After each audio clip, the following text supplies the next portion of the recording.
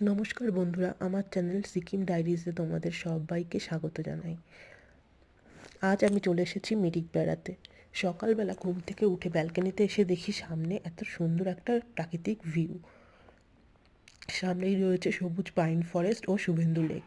গতকাল রাত্রেবেলা যখন আমরা এখানে এসে পৌঁছেছিলাম, অন্ধকার হয়ে যাওয়ার জন্য তেমন কিছুই দেখা যাচ্ছিল না। তাই আজ সকালবেলা দেরি না করে ব্রেকফাস্ট সেরে বেরিয়ে পড়লাম মিরিক পার্কের উদ্দেশ্যে।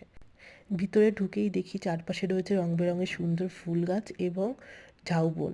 চারপাশটা এতটাই সুন্দর করে সাজানো যেখানে ঘন্টার পর ঘন্টা সময় অনায়াসে কাটিয়ে দেওয়া যায়। এখানকার চারপাশের একটা ছোট্ট অংশ তোমাদের সাথে শেয়ার করলাম।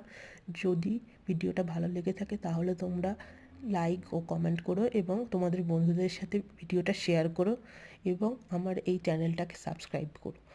Thank you everyone.